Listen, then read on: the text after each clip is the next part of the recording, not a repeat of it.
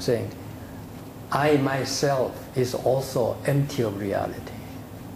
I am getting older, and eventually I will disappear. And all those unhappy state of mind inside, they are also unreal because of the delusions, unenlightened delusions, all this arise. And once the wisdom shines, they'll go away. So the Heart Sutra we just read teaches everything is empty. All those things actually the Buddha taught at the beginning are ultimately empty. He only taught for those things to his disciples of low intellectual capacity. But for the disciples of higher intellectual capacity, he taught like a Heart Sutra saying, look, do you want to free yourself from all the sufferings and realize nirvana? Then realize all these things are empty of their reality. If you're attached to those things, people kill each other because they are attached to material things. And they have war. And the history of humankind is simply history of wars. There are all kinds of wars. Family, yes. Between husband and wife, there are wars. And societies and so on. Different religions. Sometimes actually the wars continue centuries and still going on. Isn't that awful? All this is because of the stupidity, foolishness, greed, and so on.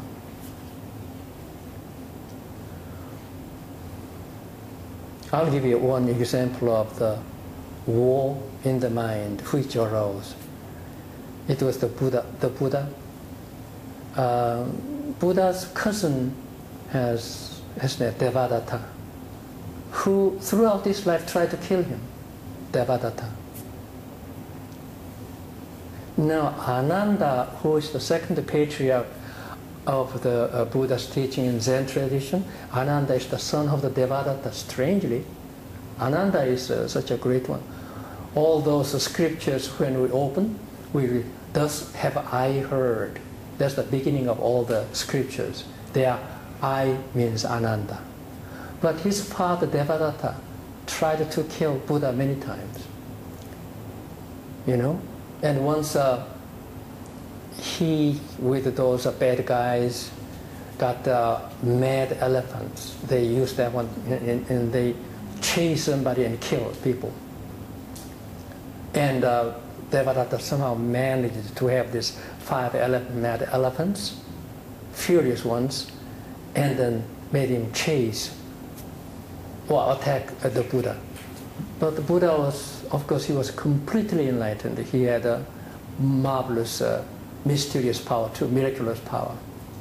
When those 5 elephants approached, he simply showed his hands, 5 fingers.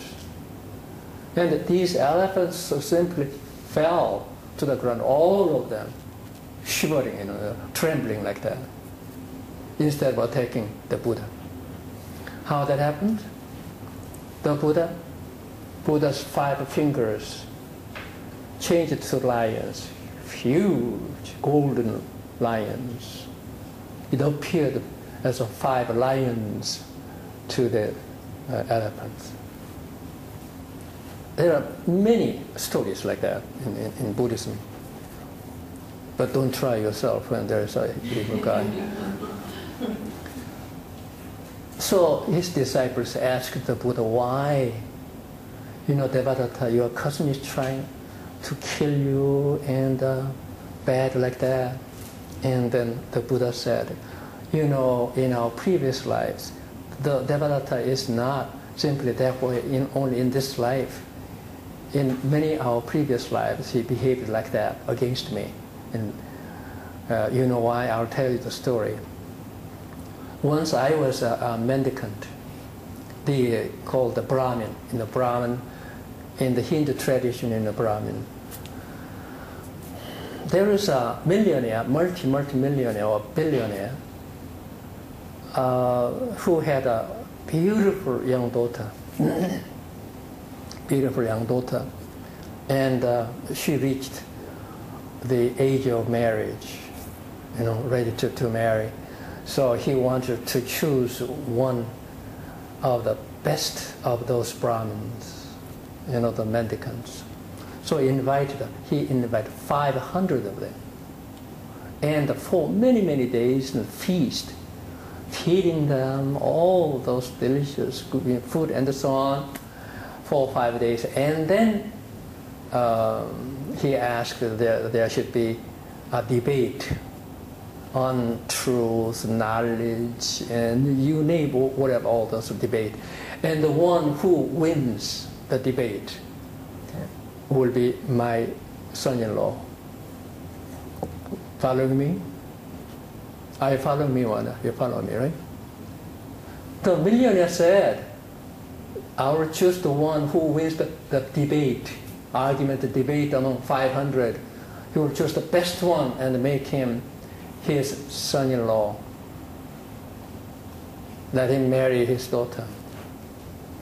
Then it turned out there's an old man, very old man, really ugly looking. He almost didn't look like a human being, so horribly awful one. Even eyes were like a dark blue something, not blue eyes of the blue eye. White, the what is called white spot was blue too. It was awfully looking one. But that was the best in the debate.